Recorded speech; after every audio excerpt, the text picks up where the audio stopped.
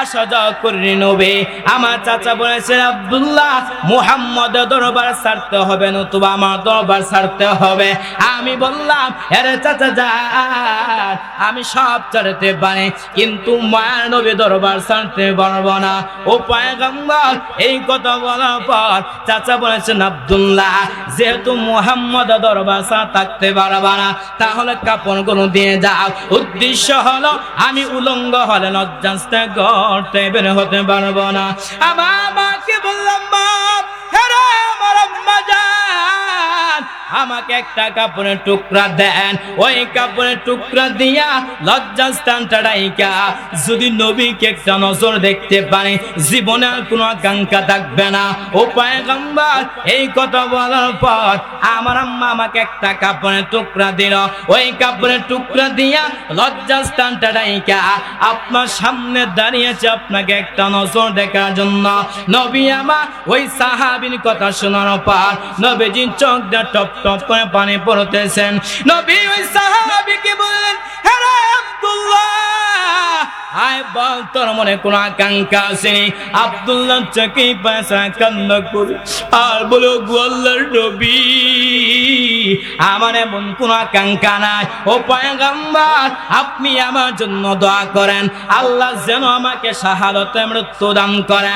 নবী আমার ওই সাহাবীর জন্য যখন দোয়া করল হঠাৎ করে একটা যুদ্ধ আসলো। আব্দুল্লাহ রাস্তার মধ্যে দুনিয়া চাইনা বিদায় হয়ে চলে গেছেন।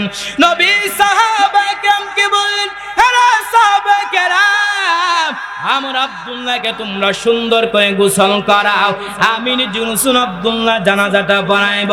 সাহাবায়ে কেরাম আব্দুল্লাহকে সুন্দর করে গোসল করানোর পর নবী আমার ওই সাহাবী সুন্দর করে জানাজা পড়ানোর পর সাহাবায়ে কেরাম আব্দুল্লাহর লাশটা নিয়ে যখন কবরের কাছে উপস্থিত হয়ে গেলেন নবী আমার সাহাবায়ে কেরামকে বললেন, এরে সাহাবায়ে কেরাম, কেউ তোমরা কবরের মধ্যে প্রবেশ করবা না। নবী আমার ওই কবরের মধ্যে প্রবেশ করার পর সাহাবায়ে কেরামকে বললেন, আরে সাহাবায়ে কেরাম, আমার আব্দুল্লাহ লাশটা আমার হাতে দাও। নবীর হাতে আব্দুল্লাহ লাশটা দেওয়ার পর নবী আমার লাশটা আকাশে দিয়ে উঁচু কইরা বলতেছেন, ও মালিক, আমিও আব্দুল্লাহ উপর সন্তুষ্ট হইলাম, তুমিও তার উপর সন্তুষ্ট হয়ে যাও। মরণের চিঠি যখন আসবে আমার, কালেমার তালকিন দিও বারে বার, প্রাণ ভরে দেখিব চেহারা তোমায়, দেখে নাও রওজা তোমায়। আলহামদুলিল্লাহ الحمد لله الذي جعل الشمس والقمر بحسبان والنجم والشجر يسجدان وفضل زمانا على زمان كما فضل مكانا على مكان وإنسانا على إنسان ونشهد أن لا إله إلا الله وحده لا شريك له لا ضد له ولا ند له ولا مثل له ونشهد أن سيدنا وسندنا وحبيبنا وحبيب ربنا وحبيب ربنا وطبيبنا وطبيب قلوبنا ومولانا محمدا عبده ورسوله صلى الله تعالى عليه وعلى آله وصحبه وبارك وسلم تسليما كثيرا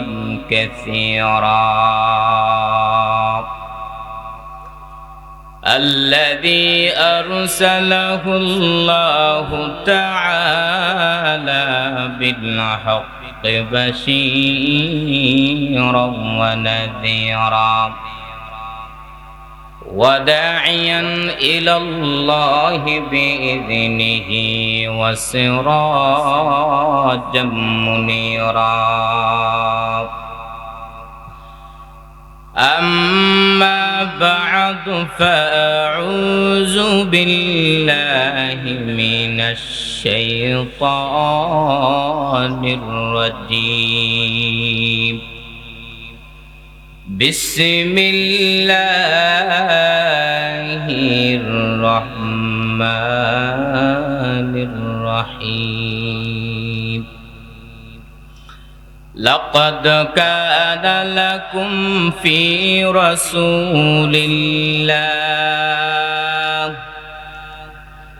لقد كان لكم في رسول الله أسوة حسنة وقال رسول الله صلى الله عليه وآله وسلم بعثت لأتم مكارم الأخلاق أو كما قال النبي عليه الصلاة والسلام صدق الله مولانا العظيم وصدق رسوله النبي الكريم ونحن على ذلك من الشاهدين والشاكرين والذاكرين والحمد لله رب العالمين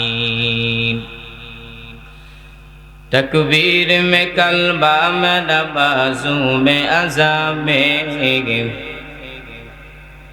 تکبیر میں کلبہ میں نمازوں میں اذان میں ہے نام الہی سے ملا نام محمد ہے نام الہی سے ملا نام محمد ہے نیم محبوب مطلق اشارہ ہے نیم محبوب مطلق اشارہ پھر کیوں نہ ہوں محبوب خدا نام محمد پھر کیوں نہ ہوں محبوب خدا نام محمد سبحانك لا علم لنا إلا ما علمتنا إنك أنت العليم الحكيم গাংনী যুব সমাজের উদ্যোগে ঐতিহাসিক তাফসীর কোরআন মাহফিল 4 এপ্রিল 2025 রোজ শুক্রবার মহতী মাহফিলের সম্মানিত সভাপতি প্রধান অতিথি বিশেষ অতিথিবৃন্দ জাতির মাতার মুকুট আরাসাতুল আম্বিয়া হযরত উলামায়ে কেরাম দূর দূরান্ত থেকে আল্লাহ পাকের আশিকিন জাকিরিন শাকিরিন মুহিব্বিন মুরব্বিন আযম আমার সববয়সী কলিজার টুকরা যুবক বন্ধুহান স্নেহের ছোট ভাই পর্দার অন্তরে শ্রদ্ধেয় সম্মানিত মা ও বোনেরা দয়াম আল্লাহ রাব্বুল আলামিনের অসংখ্য শুকর ও সুজুদ যে আল্লাহ রাব্বুল আলামিন বড় মায়া করে আহসান করে অনুগ্রহ করে দামি মজলিসে কিছু কথা বলার জন্য তৌফিক দান করেছেন এজন্য অন্তরস্থল থেকে কালিমাতুশ শুকর আদায় করি আলহামদুলিল্লাহ। আমি আশা থেকে আপনার বেজার নাকি? আমি কোথায় থেকে আসছি? অনেক কাছে, হ্যাঁ, এত দূর থেকে মোহব্বত নিয়ে আসছি। যে আওয়াজ দিয়েছেন এই আওয়াজ তো খুশি হয় নাই। অতএব শুধু আমাকে নয়, আল্লাহ এবং তার নবীকে সন্তুষ্ট করার উদ্দেশ্যে ইমানের আওয়াজকে উঁচু করে এক আওয়াজে উচ্চ কণ্ঠে কালিমাতুশ শুকর আদায় করি আলহামদুলিল্লাহ। লাখ করে দরুদ ও সালাম সাইয়্যিদুল মুরসালিন রাহমাতুল আলামিন শাফিউল মুজনুবিন খাতামুন নবিয়্যিন সাইয়্যিদুস সাকালান ইমামুল মুরসালিন শাফি আযম রাসূল আকরাম রাহমাতুল আলম জনাবে হযরত মুহাম্মদুর রাসূলুল্লাহ সাল্লাল্লাহু আলাইহি সাল্লামের উপর আমি পবিত্র কোরআন কারীম থেকে একটি আয়াতের অংশ এবং মহানবী শ্রেষ্ঠ নবী হায়াত নবীর জিন্দা নবীর সংখ্য অগণিত অমীয় বাণী একটি হাদিস পাঠ করেছি। এই আয়াত এবং হাদিসকে সামনে রেখে অল্প কিছুক্ষণ কথা বলবো। সর্বপ্রথম আমাকে তারপর আপনাদেরকে ইখলাসের উদ্দেশ্যে শোনার তৌফিক দান করুন। সবাই বলেন আমিন। আল্লাহ বলেন, লাকাদ কানা লাকুম ফি রাসূলিল্লাহি উসওয়াতুন হাসানাহ, তোমাদের জন্য রয়েছে রাসূলের মধ্যে কি উত্তম আদর্শ। নবী বলেন, বুইসতু লিউতিম্মা মাকারিমাল আখলাক, আমি প্রেরিত হয়েছি উত্তম আদর্শকে পরিপূর্ণতা দান করার জন্য। সুবহানাল্লাহ। এই হচ্ছে আয়াত এবং হাদিসের অর্থ। এবার আসেন, মানব জীবন কিভাবে চলবে সেই আদর্শ কোরআনের মাঝে বিদ্যমান আছে কিনা? হ্যাঁ, ঠিক তেমন ভাবে মানব জীবন কিভাবে তার জীবনকে কোরআন হাদিস অনুযায়ী সুন্দরভাবে পরিচালিত করবে, কোরআনের মধ্যে যেমন বিদ্যমান আছে রাসূলের মাঝে বিদ্যমান আছে কিনা? তো অবশ্যই রাসূলের মধ্যে উত্তম আদর্শ এবং কিভাবে আমি আপনি চলাফেরা করব সেই আদর্শ রাসূলের মাঝে বিদ্যমান আছে। এজন্য বলা হয় কোরআনের রাসূল একমাত্র দুনিয়ার মধ্যে প্রেরিত হয়েছেন, তার একমাত্র মিশন ছিল কোরআনের ব্যাখ্যা করে দেওয়া। কিসের ব্যাখ্যা করে দেওয়া? কোরআনের ব্যাখ্যা করে দেওয়া। আল্লাহর হুকুম আসছে আকিমুস সালাত, তোমরা নামাজ পড়ো। তো কিভাবে নামাজ পড়বা? নবী বলেন, সাল্লু কামা রাআইতুমুনি উসাল্লি, তোমরা এমন ভাবে নামাজ পড়ো যেইভাবে আমি নবীকে তোমরা নামাজ পড়তে দেখেছো। আমি আপনি হজ করব, কিভাবে হজ করব? নবী বলেন, খুযু আন্নী মানাসিকাকুম, হজে যে বিষয় দেয়া আছে সেগুলো তোমরা আমার কাছ থেকে তোমরা শিখে নাও। তাহলে আমি আপনি বুঝতে পারলাম রাসূলের একমাত্র মিশনই ছিল কোরআনের ব্যাখ্যা করে দেওয়া। কি করে দেওয়া? এত সুন্দর নবীজির একমাত্র মিশনই ছিল কোরআনের ব্যাখ্যা করে দেওয়া। এজন্য নবীর আদর্শ, অর্থাৎ একটা মানুষ চলার জন্য যত আদর্শ, সব আদর্শ রাসূলের মাঝে বিদ্যমান ছিল কিনা? কথা বলেন। আমি আপনি কিভাবে নামাজ পড়বো, আমি আপনি কিভাবে রোজা রাখবো, আমি আপনি কিভাবে খাবার খাবো, আমি আপনি কিভাবে মসজিদে প্রবেশ করব, আমি আপনি কিভাবে এই যে এত সুন্দর মাঠ কিভাবে পরিচালিত করব, নবীজির হাদিস দ্বারা নবীজির আদর্শের মধ্যে আছে কিনা? তাহলে বুঝতে পারলাম অর্থাৎ একটা মানুষ চলার জন্য যত আদর্শ কার মাঝে বিদ্যমান ছিল? কথা বলেন, রাসূলের মাঝে বিদ্যমান ছিল। 2 নম্বর আদর্শটা হচ্ছে আল্লাহ তাআলা নবীকে এমন ভাবে এত সুন্দর আদর্শ দিয়ে প্রেরণ করেছেন যে আদর্শের মধ্যে কোনো ত্রুটি ছিল? কথা বলেন। ইতিহাসের মধ্যে পাওয়া যায় নবীজির বয়স যখন ছিল 14 বছর। কয় বছর? নবী বলেন, আরবদের মধ্যে যখন কোনো ধনাঢ্য মেয়েদের বিবাহ অনুষ্ঠান হইতো তখন তারা সাধারণত গান বাদ্য ইন্তজাম করত। তখন নবী বলেন, এই যে এমন সময় যখন মক্কার কুরাইশদের মধ্যে যখন এই যে গানের ব্যবস্থা হবে, এমত অবস্থায় আমার একটা ঘুম চলে আসছিল। সেই ঘুমটা ছিল অচেতন, সে ঘুমে থাকার কারণে আমি তাদের গান আমি শুনতেও পাই নাই এবং তাদের মধ্যে অংশগ্রহণ করতে পারি নাই। এখন আমি আপনাদেরকে প্রশ্ন করে, নবী যদি তাদের গানের মধ্যে অংশগ্রহণ করত আর নবুয়ত প্রাপ্ত হওয়ার পর নবী যদি বলতো গান বাদ্য হারাম, তাহলে কোনো মানুষ গ্রহণ করত? কথা বলেন। ইতিহাসের মধ্যে পাওয়া যায়, ছোট্ট উদাহরণ দিতেছি, নবীজির বয়স যখন ছিল 25 বছর। কয় বছর? তখন বাইতুল্লাহ যখন ধসে গিয়েছিল তখন কুরাইশরা তারা পরামর্শ করতে লাগলো যে কিভাবে বাইতুল্লাহকে ঠিক করা যায়। তখন তারা মনে মনে ভাবতে লাগলো যে আমরা বাইতুল্লাহর কাজ করব, আর যে পোশাক লাগে আমরা গুনাহের কাজ করি, এই পোশাক লাগায়া আবার মহা একটা মূল্যবান কাজ করবো আমাদের পক্ষে সম্ভব না। তখন তারা সিদ্ধান্ত নিল উলঙ্গ অবস্থায়। কি অবস্থায়? উলঙ্গ অবস্থায়। এমত অবস্থায় সিদ্ধান্ত নেওয়ার পরে তারা নবী মুহাম্মদকে ইনভাইট করলো, আমন্ত্রণ করলো যে নবী মুহাম্মদ কেন আমরা এই বাইতুল্লাহর কাজ করি। নবী বলেন, তখন আমার এমন একটা অসুস্থ হয়ে গিয়েছিলাম যার কারণে আমি তাদের সাথে আর কাজের ক্ষেত্রে অংশগ্রহণ করতে পারি নাই। এখন আমি আপনাদেরকে প্রশ্ন করি, নবী যদি তাদের সাথে অংশগ্রহণ করতো, উলঙ্গ অবস্থায় কাজ করতো, নবুয়ত প্রাপ্ত হওয়ার পর যদি বলতেন যে পুরুষদের জন্য 70 টাকা ওয়াজিব, তাহলে কোনো মানুষ গ্রহণ করতো? তাহলে আল্লাহ তাআলা তার নবীর চরিত্রকে আল্লাহ বিশেষভাবে হেফাজত করছে কিনা। তাহলে এই যে এত সুন্দর আদর্শ দিয়েছেন, এই আদর্শ আমি আপনি কখন আমল করতে পারবো, কখন আমল করতে পারবো? যখনই আমার আপনার ভিতরে ধৈর্য থাকবে। কি থাকবে? কোন ব্যক্তি যদি ধৈর্য না থাকে তাহলে নবীর সুন্নাহের উপর আমল করতে পারবে? তাহলে এই যে ধৈর্য একটা সম্পদ, এই ধৈর্য দ্বারা করবে আল্লাহ তাআলা বলেন যারা ধৈর্য দান করবে আল্লাহ তাআলা বিনা হিসাবে তাদেরকে জান্নাত দান করবে। আল্লাহ তাআলা বলেন ইন্নামা ইউওয়াফাস সাবিরুনা আজরাহুম, ইন্নামা ইউওয়াফাস সাবিরুনা আজরাহুম আজরাহুম বিগাইরি হিসাব।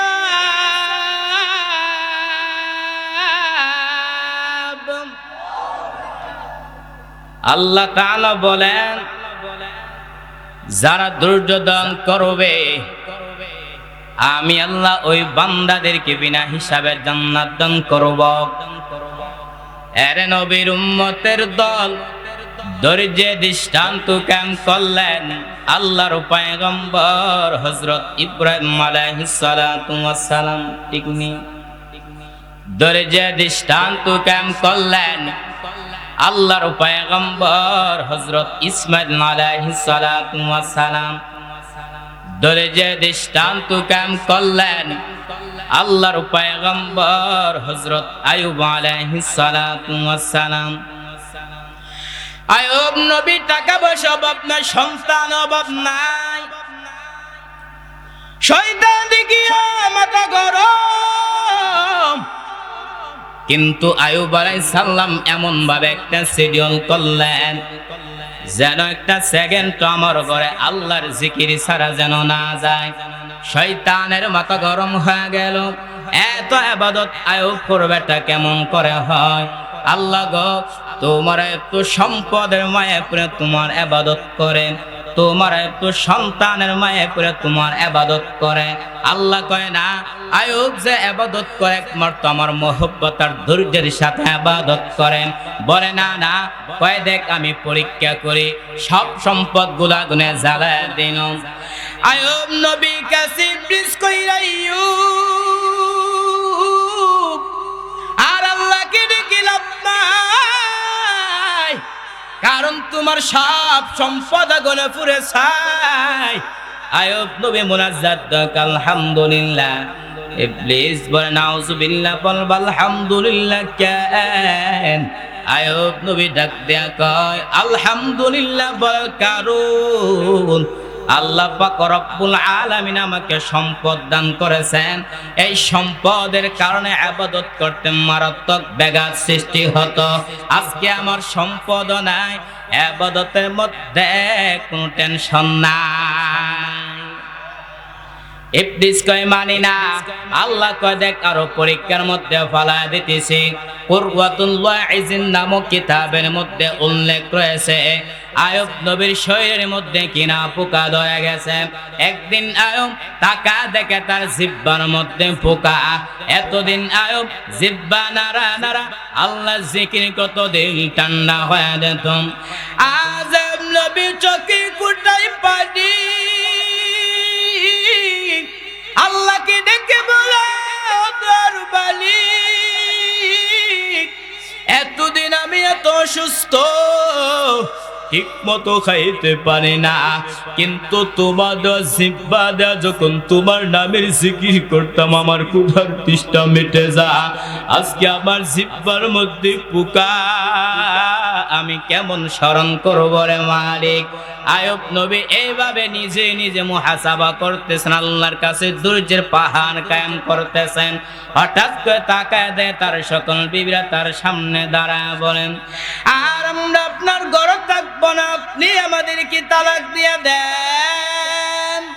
সবাই চলে যেতেছে, আমরা চলে যাই, আমরা থাকতে চাই না। আইয়ুব নবী বলে যাও যাও, বিদায় না বিবরে যাইতেছে না, তুমি কান্না করতে আর মালিক দুনিয়াতে সন্তান যদি মার কাছে, মার বাবার কাছে আশ্রয় নেয়। আবার বাবা যদি সন্তানকে প্রহার করে মায়ের কাছে আশ্রয় নেয়। কিন্তু শেষ পর্যন্ত প্রত্যেকটা মানুষের জীবনে আপন হতার আদরের বিবি ছাড়ার কেউ ওদের বলে আজ আমার বেবির আমার কাছ থেকে চলে যাইতেছে। আল্লাহ আমার মনে কোনো কষ্ট নাই, তোমার কাছে অনুরোধ তুমি আমাকে ছেড়ে দিও না রে মালিক। দুনিয়া সব আমাকে চিরে চলে যাও, আপনি আমাকে ছেড়ে দিয়েন না রে মালিক। আইয়ুব নবী কোথাও অন্তর দিয়া বলেন আর চোখ বেয়ে পানি ফোঁটাগুলো গাল বেয়ে পড়তেছেন। হঠাৎ করে তাকায় দেয় তার একমাত্র বিবি ইউসুফ নবীর কন্যা রহমা। আইয়ুব নবীর পার কিনারায় বসে বসে কান্না করে। আইয়ুব নবী বলে সবাই চলে গেছে, তুমি কেন যাও নাই কেন বিবি? রহমান আবু বিবাদ কান্না করে আর বলে পয়গম্বর আমার বাবা ইউসুফের কদ্দাবি, কিন্তু আমার তো এমন কোনো আমল নাই। ওই যে হাসরের মাঠটা কেমন একটা পরিস্থিতি হবে, সূর্যের গরমে সহ্য করা যায় না, তা আমার জমিনে গরমে দাঁড়ানো যায় না। মুসা নবী কাঁদবেন আর বলবেন আল্লাহ আমারে বাঁচাও। ঈসা নবী কাঁদবেন আর বলবেন আল্লাহ আমারে বাঁচাও। আম্মা আয়েশা বলবেন নবী তখন আপনি কি করবেন? আপনি তো দু জাহানের নবী। মায়ার নবী বলবেন ও আয়েশা আমি তখন মাকামে মাহমুদে আমার মালিকের দরবারে সেজদায় পড়ে যাব। আম্মা আয়েশা বলবেন নবী তখন কান্নার পরে কি হবে? মায়ার নবী বলবেন ও আয়েশা আমার আল্লাহ আমাকে আদেশ করবেন নবী ও পয়গম্বর আপনি আর কাঁদবেন না, আপনার মাথাটা উঠাইয়া দেন, আপনার একটা উম্মত জাহান্নামে দেওয়া হবে না, আপনি তাদেরকে দরিয়ে দরিয়ে তাদেরকে জান্নাতের দিকে নিয়ে যান। আম্মা আয়েশা বলবেন নবী কোটি কোটি মানুষের মধ্যে আপনার উম্মত গুলো কেমনে বাছাই করবেন? মায়ার নবী বলবেন ও আয়েশা আমার উম্মত যারা পাঁচ বেলা উযু করে পাঁচ ওয়াক্ত নামাজ পড়েছে ওদের উযুর অঙ্গগুলো কিয়ামতের ময়দানে নূরের আলোতে ঝলমল করতে থাকবে। আমি নবী ওদেরকে দরিয়ে দরিয়ে তাদেরকে জান্নাতের দিকে নিয়ে যাব। রহমান আবু বিবাদ কান্না করে আর বলে পয়গম্বর আমার বাবা ইউসুফের কন্যা আমি, কিন্তু এই দিন যদি আমি রহিমাকে আল্লাহ কাঠ দান করাবে, রহিমা কিয়া বললে এসেছো? আমি বলবো আল্লাহ আমার এমন কোনো আমল নাই, তবে আমি আপনার আদরের পয়গম্বর আইয়ুব নবীর স্ত্রী ছিলাম। আল্লাহ হয়তো মায়ের নজর দিয়া তাকাইয়া আমি রহিমাকে আল্লাহ মাফ করে দিতে পারে। এরে নবীর উম্মতের দল, এজন্য তারা যেমন ভাবে ধৈর্য ধারণ করেছেন, যদি আমি আপনি ধৈর্য ধারণ করতে পারি তাহলে নবীর আদর্শ উপর চলতে পারবো কিনা? আরো জনে বলেন এরে নবীর উম্মতের দল, সেই আদর্শটাকে নবী আমারকে বাইতুল্লাহর মুশরিকরা নবীকে এমন ভাবে আক্রমণ করতে লাগলো। নবী এত সুন্দর আদর্শ দেখা বেঈমানরা নবী হাতে ইসলাম গ্রহণ করেছে কিনা? আরো জোরে বলেন এরে নবীর উম্মতের দল, নবীর আদর্শটা কেমন ছিল?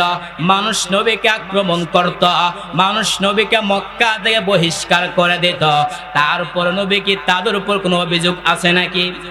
নবী আমার বলেন লাউলা আন্না কওমি ইয়াখরুজুনি মা সাকানতু গায়রু। নবী আমার মক্কার জমিনকে সম্বোধন করে বলেন হে মক্কার জমিন, যদি তারা ওই যে নবী আমার মদিনার মধ্যে অবস্থান করত, নবী আমার নবীর মাতৃভূমি থেকে নবীকে বহিষ্কার করছে, তার উপর নবী বলেন লা তাসরিবা আলাইকুমুল ইয়াউমা, আজকে তোমাদের উপর আমার কোনো অভিযোগ আছে নাকি? হ্যাঁ নবীর এত সুন্দর আদর্শ, বেঈমানরা নবী হাতে ইসলাম গ্রহণ করেছে। আরে আমি আপনি তো নবীর আদর্শ এত সুন্দর দেখার পরেও নবীর আদর্শ চলতে পারি? হ্যাঁ, এজন্য বলেছিলাম যে আল্লাহ তাআলা নবীকে এত সুন্দর আদর্শ দিয়ে প্রেরণ করেছেন। এক নাম্বার আদর্শ হলো, একটা মানুষ চলার জন্য যত আদর্শ প্রয়োজন, যত মতাদর্শ প্রয়োজন, রাসূলের মধ্যে বিদ্যমান ছিল কিনা? কথা বলেন। দুই নম্বরে আল্লাহ তাআলার নবীর চরিত্রকে আল্লাহ বিশেষভাবে হেফাজত করেছেন। নবীর মাধ্যমে কোনো গুনাহ হয়েছে নাকি? তিন নম্বর হচ্ছে, নবী যখন মানুষের মাঝে নবুয়ত প্রাপ্ত হওয়ার পর নবী দাবি করলেন, যখন মানুষরা সমালোচনা করতে লাগলো, তখন নবীজি তাদের মাঝে ওপেন চ্যালেঞ্জ করছে কিনা? আল্লাহ বলেন, ফাকাদ লাবিস্তু ফীকুম উমরাম মিন ক্বাবলিহি আফালা তাকিলুন। নবী তাদের মাঝে সম্বোধন করে বলেন, আরে আমি তো তোমাদের মাঝে একটা যুগ অবস্থান করেছি, তারপরে কেন তোমরা আমার উপর বিশ্বাস করো না? বলছে কিনা? তাহলে নবীর যা ছিল সব কিছু মানুষের মাঝে প্রকাশ ছিল কিনা? কোনো কিছু স্পষ্ট ছিল? তাহলে নবীর আদর্শ চলতে হলে আমার আপনার কি করতে হবে? পর্যাপ্ত পরিমাণ চেষ্টা করতে হবে। আগে বলেছিলাম ধৈর্য, তারপরে কি? হ্যাঁ, চেষ্টা লাগবে। যদি কোনো ব্যক্তি চেষ্টা না করে তাহলে কি নবীর আদর্শ চলতে পারবে? الذين جاهدوا فينا لنهدينهم سبلنا وإن الله لمع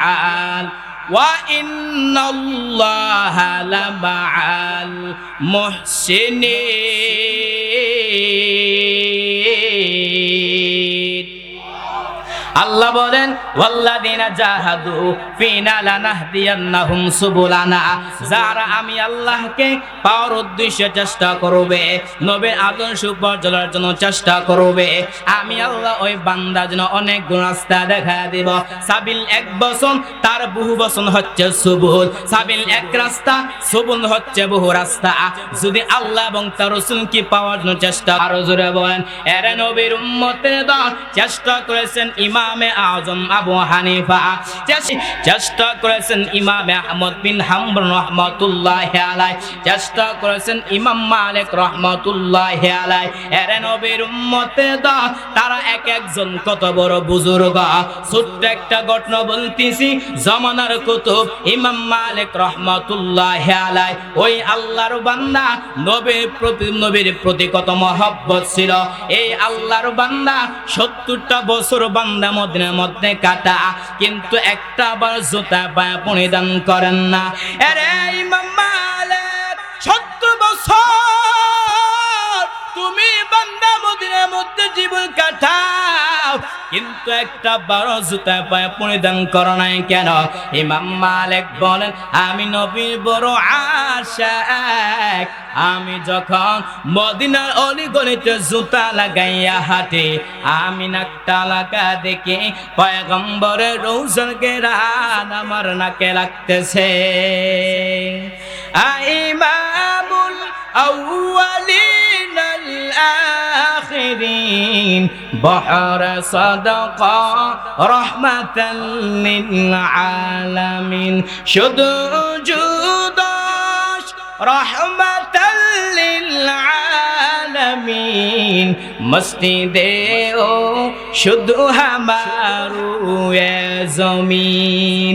এর নবীর উম্মতের দল, জামানার কুতুব ইমাম মালিক রাহমাতুল্লাহি আলাইহি 70টা বছর বান্দা মদিনার মধ্যে কাটা। ইচ্ছা করলে বান্দা মদিনা থেকে মক্কায় গিয়ে বছর বছর হজ পালন করতে পারে, বছর বছর উমরা পালন করতে পারে, কিন্তু এত সুযোগ থাকার পর ইমাম মালিক তিনি মদিনা থেকে মক্কা যায় না। ইমাম মালিক তার দিনের বিরুদ্ধে মান্না, আমি যদি মদিনা থেকে মক্কা হজ করতে যাই আর যদি আমার ইন্তেকাল হয়ে যায়, আমি তো মদিনাওয়ালার পাশে থাকতে পারবো না। এর নবীর উম্মতের দল, ওই ইমাম মালিক রাহমাতুল্লাহি আলাইহি কেমন নবীর প্রতি মহব্বত। ইমাম মালিক রাহমাতুল্লাহি আলাইহির সাথে একদিন ঘুমের মধ্যে ইমাম মালিকের সাথে নবীর মুলাকাত হয়ে গেছে স্বপ্নের মধ্যে। ইমাম মালিক নবী কি বললেন, ওগো আল্লাহর নবী, আজকে আপনার সাথে আমার অন্য কোনো বিষয়ে কথা না, ও পয়গম্বর আপনি আমাকে জানায় দেন আমার হাতটা কত। নবী আমার ডান হাত উঁচু করে 5টা আঙ্গুল দেখাইছে। দেখানোর পরে ইমাম মালিকের ঘুম ভেঙে গেছে। ইমাম মালিক টেনশনের মধ্যে পড়ে গেলেন। নবী আমার এই ডান হাত আঙ্গুল 5টা আঙ্গুল দেখে বুঝাইছে 5টা বছর নাকি 5টা দিন নাকি 5টা মাস। ইমাম মালিক টেনশনের মধ্যে পড়ে গেলেন। ইমাম মালিক তার খাদেমকে বললেন, এ খাদেম জলদি করে আল্লামা ইবনে সিনার কাছে যাও, তার কাছে যাইয়া স্বপ্নের ব্যাখ্যা জানো, তবে আমার নাম ইমাম মালিক বলবা না। খাদেম দৌড়াইয়া আল্লামা ইবনে সিরিনকে সুন্দর করে সালাম দিল আর বলতে লাগলো, এক আল্লাহর বান্দার সাথে ঘুমের মধ্যে নবীর সাথে মোলাকাত হয়ে গেছে। ও আল্লাহর বান্দা নবীকে প্রশ্ন করলেন, নবী আমার হাতটা কত আপনি জানা দেন।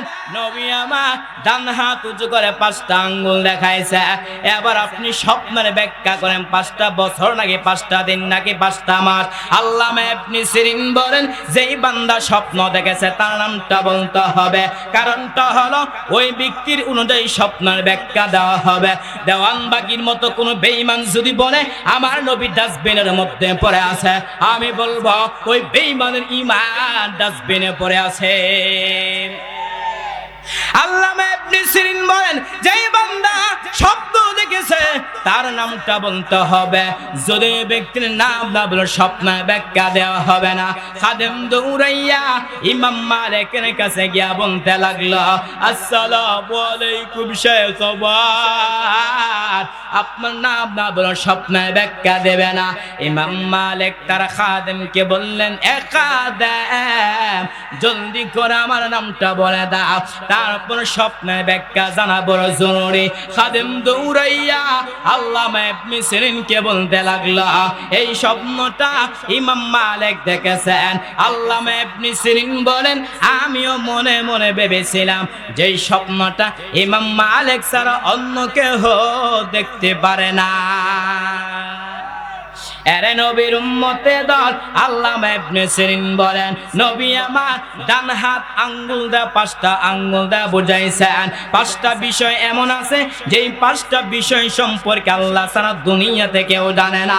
1 নম্বরে একটা মানুষ আগামীকাল কি রুজি করবে, কি খাবে কে জানে? আরো জোরে বলেন। 2 নম্বরে একটা মানুষ কখন কোথায় মারা যাবে কে জানে? 3 নম্বরে আগামীকাল বৃষ্টি হবে নাকি হবে না কে জানেন? 4 নম্বরে কিয়ামত কখন সংঘটিত হবে কে জানেন? 5 নম্বরে মায়ের গর্ভে সন্তানটা ছেলে হবে নাকি মেয়ে হবে কে জানেন?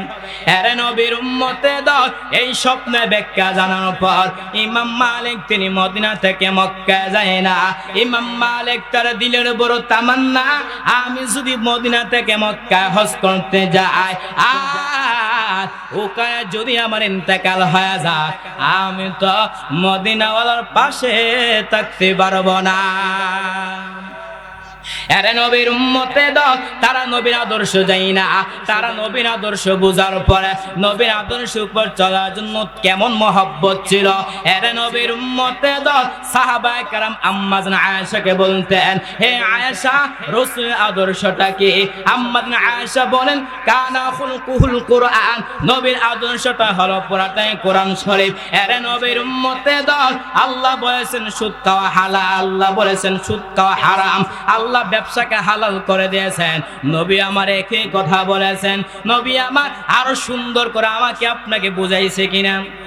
হ্যাঁ, নবীর হাদিসের মাধ্যমে আরো নবী এত সুন্দর করে বুঝাইছে, তারপর নবীর আদর্শের উপর আমি আপনি চলতে পারি না? পারি।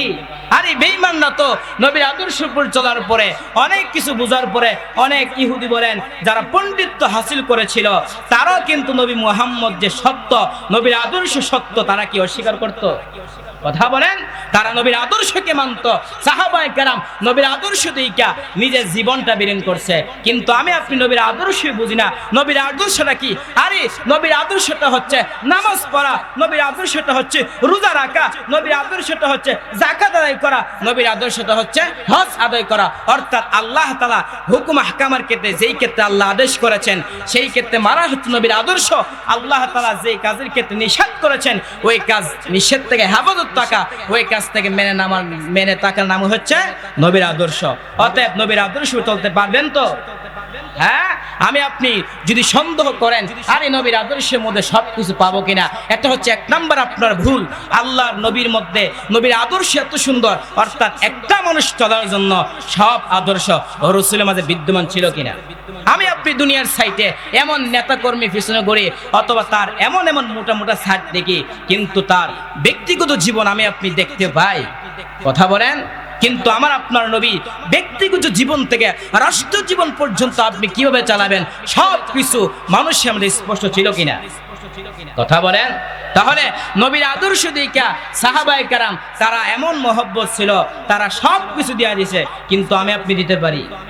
হ্যাঁ, এরে নবীর উম্মতেগণ সাহাবায়ে কেরাম তারা নবীর প্রতি কত মহব্বত ছিল। ছোট্ট একটা ঘটনা শুনেন। নবী আমার একদিন শীতের মধ্যে হুজরা শরীফ থেকে বের হয়েছেন, হঠাৎ করে দেখতেছেন একজন সাহাবী নবীজির কামরার সামনে দাঁড়াইয়া শীতের মধ্যে ধর ধর করে কাঁপতেছে।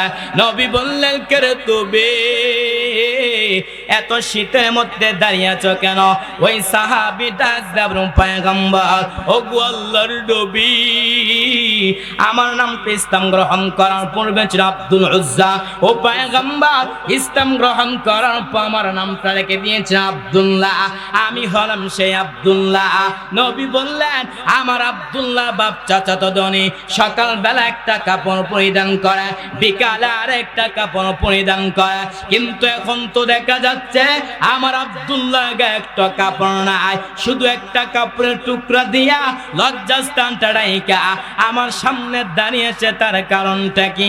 ওই সাহাবীটা বলেন, ওগো আল্লাহর নবী, আমি কেন আপনার দরবারে আসা যাওয়া করি? নবী আমার চাচা বলেছেন, আব্দুল্লাহ, মুহাম্মদ দরবার ছাড়তে হবে, নতুবা আমার দরবার ছাড়তে হবে।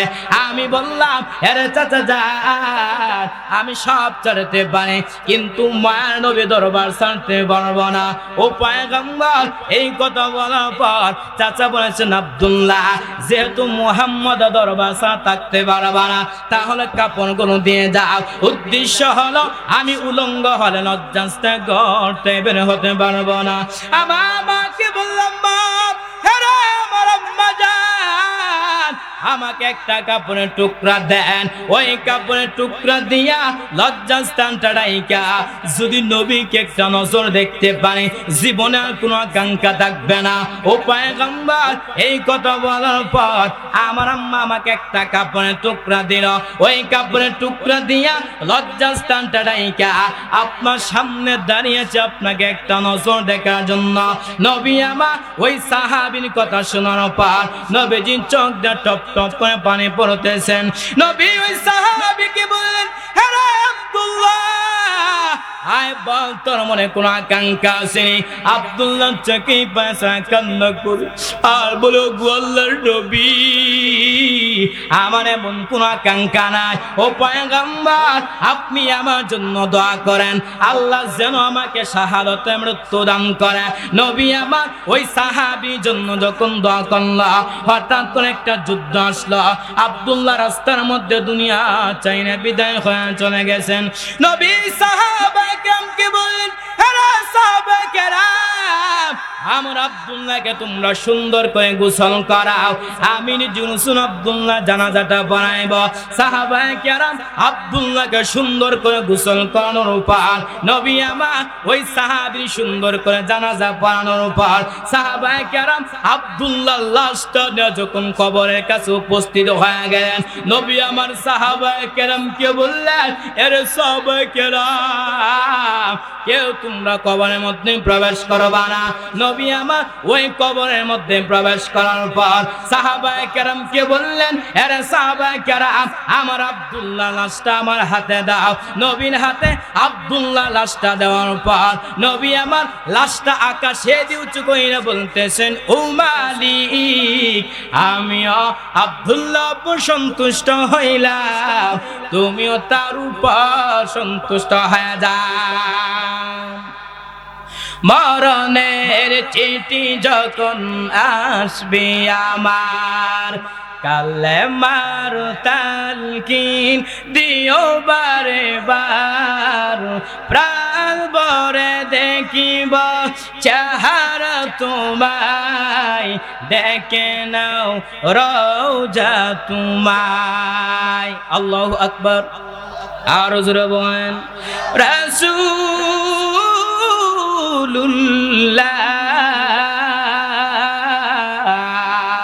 কি উপায় হবে আমার হাবিবুল্লাহ,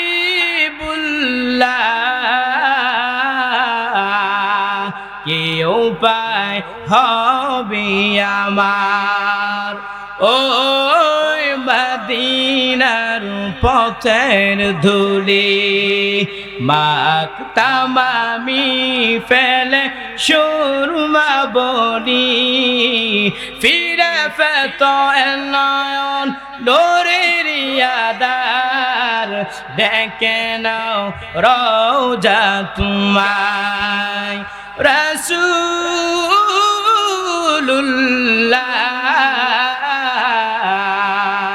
কি উপায় হবে আমার হাবিবুল্লাহ, কি উপায় হবে আমার। এর নবীর উম্মতে দল সাহাবায়ে কেরাম নবীর আদর্শ দেইখা নিজে চাইতে নবীকে মহব্বত করছে। নবী জীবন সাহাবায়ে কেরাম তার নিজের জীবনের চাইতে নবীকে মহব্বত করছে। শুধু তাই না, শুধু জীবন দিয়ে মহব্বত করছে না, না, সাহাবায়ে কেরাম তারা দান সৎকারের মাধ্যমে নিজের জীবনের চাইতে নবীকে মহব্বত প্রকাশ দেখাইছে কিনা? আর জোরে বলেন। এর নবীর উম্মতে দল তাবুকের যুদ্ধের সময় যখন চলে আসছে, নবী সাহাবায়ে কেরামকে বললেন, এরে সাহাবায়ে কেরাম, আমরা যুদ্ধের ময়দানে অংশগ্রহণ করব, দান সৎকার করো, সম্পদ দান করো। উমর দান করলেন, উসমান দান করলেন, হযরত আলীও দান করলেন, আবু বকর তার সম্পদ নিয়ে হাজির করলেন। আল্লাহর নবী বললেন, এরে উমর, কে পরিমাণ সম্পদ দান করেছ? উমর বলেন, আমার সম্পদ অর্ধেক আমি দান করে দিলাম। নবী আবু বকরকে বললেন, আরে আবু বকর, কি পরিমাণ সম্পদ দান করেছ? আবু বকর ডাক দিয়ে বললেন, পয়গম্বর, আমার ঘরের মধ্যে যা ছিল সব আমি দান করে দিলাম। নবী বললেন, আরে আবু বকর, তোমার ঘরের মধ্যে কি কিছু নাই? আবু বকর ডাক দিয়ে বললেন, পয়গম্বর, আমার আল্লাহ আপনি ছাড়া আমার আপন কেউ নাই, আমার যা ছিল সব আমি দান করে দিলাম। নবী আমার আবু বকরের কথা শোনার পর আশ্চর্য হয়ে গেলেন। হঠাৎ করে জিবরাইল আমিন এসে হাজির। জিবরাইল আমিন বলেন, ও পয়গম্বর, আপনার সাহাবী আবু বকরকে আল্লাহ সালাম দিয়েছেন আর জানতে চেয়েছেন এই অবস্থা তার মনে হালতটা কি। আল্লাহ জানার পর কেন বললেন? আল্লাহ তার নবীকে বুঝাইলেন আল্লাহ আবু বকরকে কত মহব্বত করেন। আল্লাহর নবী বললেন, হে আবু বকর, আল্লাহ তোমাকে সালাম দিয়েছেন আর জানতে চেয়েছেন এই অবস্থা তোমার মনে হালতটা কি।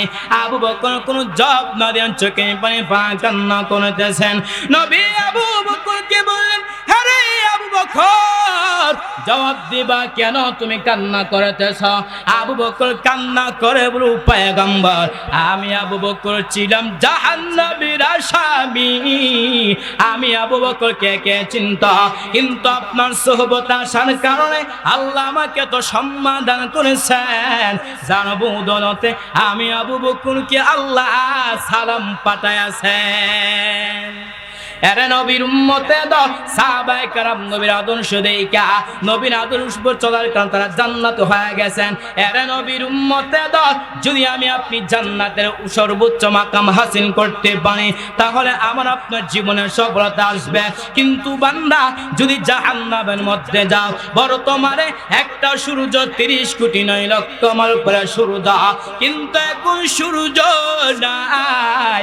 হাসরের ময়দানে আল্লাহ সূর্যকে বলবে, তোর যত তাপ আছে তুই জমিনের মধ্যে ছেড়ে দে। সূর্যের তাপে জমিনটা হয়ে যাবে তামা, গুনাহগারের মগজ বাতে মারের মতো ঠাস ঠাস করে ফেটে যাবে। শুধু তাই না, অপর দুই জাহান্নাম কঠিন হুঙ্কার মারে। আল্লাহ ফেরেশতাদেরকে বলবেন, আরে ফেরেশতারা, তোমরা জাহান্নামকে বামভাবে আঁকড়ে ধরো। 70,000 রহমতের ফেরেশতারা জাহান্নামকে ধরতে পারে না। জাহান্নাম বিকট অবস্থা, জাহান্নামের আওয়াজে হাসরের ময়দানটা থরথর করে কেঁপে উঠবে। শুধু তাই না, আমার আপনার বিশ্বাস দেয় বলে কাঁদবেন আর বলবেন, আল্লাহ আমার উম্মতগুলোকে জাহান্নাম থেকে বাঁচাও। আমার একটা উম্মত জাহান্নামে গেলে আমি মুহাম্মদ আপনার তুমি জান্নাতে যাব না। আল্লাহ তাআলা নবীকে বলবেন, ও পয়গম্বর, ওয়ালা সাউফা ইউতিকা রাব্বুকা ফাতারদা, ও পয়গম্বর আমি আল্লাহ আপনাকে বেজার করব না, আপনার একটা উম্মত জাহান্নামে দেওয়া হবে না। আল্লাহ তাআলা ফেরেশতাদের মাধ্যমে কুদ্দুতি হাত দিয়া ফেরেশতাদেরকে বলবেন সামান্য একটু পানি দেয়া, এরে ফেরেশতারা তোমরা জাহান্নামে গিয়ে পানিটা ছিটা দাও। ফেরেশতারা যখন জাহান্নামে গিয়ে পানিটা ছিটা দিবে, জাহান্নাম পিছনে বাঁকতেছে। ফেরেশতারা বলবে, ওরে পানি, যেই জাহান্নামকে 70,000 রহমতের ফেরেশতারা জাহান্নামকে ধরতে পারে না, সামান্য পানির মাধ্যমে জাহান্নাম পিছনে বাঁকতেছে, তার কারণটা কি? এটাকে বেহাতে পারে নাকি জমজমের পানি নাকি কাউসারের পানি? আল্লাহ বলবি, না রে ফেরেশতারা, এটা জমজমের পানিও না, এটা কাউসারের পানিও না, ওই পানিটা হলো আমার আখির জামানার পয়গম্বরের উম্মতের চোখের পানি। অর্থাৎ চোখের পানি ফেলে কান্না করতে পারলে আল্লাহ জাহান্নাম থেকে মুক্তি দিবে। এই যে আমি নবীজির আদর্শ 5টা নিয়ে আসছিলাম, এর মধ্যে 3টা ছিল, এর মধ্যে 3টা বলেছি। নাম্বার 1, দুনিয়ার মধ্যে অর্থাৎ আল্লাহ তাআলা তার নবীকে এত সুন্দর আদর্শ দিয়ে প্রেরণ করেছেন, একটা মানুষ চলার জন্য যত আদর্শ প্রয়োজন কার মাঝে বিদ্যমান ছিল? আর হুজুর বলেন, 2 নম্বরে আল্লাহ তাআলার নবীর চরিত্রকে আল্লাহ বিশেষভাবে হেফাজত করেছেন, কোনো গুনাহ হয় নাই। 3 নম্বর আদর্শ হলো নবী আমার সবার মাঝে চ্যালেঞ্জ করেছিলেন, ফাকাত লাবিস্তু ফীকুম উমরাম মিন ক্বাবলি তাকিলুন, আরে তোমরা কি বুঝো না, আমি তো তোমাদের মাঝে একটা যুগ অবস্থান করেছি, তারপর কেউ তোমরা অস্বীকার করো। এই যে নবী আমার 3টা আদর্শ আমি আপনি পেশ করেছি, আল্লাহ পাক যেন এই 3টা আদর্শ দুনিয়ার ক্ষেত্রে অর্থাৎ আখিরাতের উদ্দেশ্যে যেন আমরা আখিরাতের ক্ষেত্রে সর্বোচ্চ মাকাম হাসিল করতে পারি। অতএব দুনিয়ার মধ্যে এই 3টা আদর্শ আমি আপনি ঠিকভাবে পালন করতে পারি। আল্লাহ পাক সবাইকে তৌফিক দান করুক। ওয়া আখিরা দাওয়ানা আলহামদুলিল্লাহি রাব্বিল আলামিন।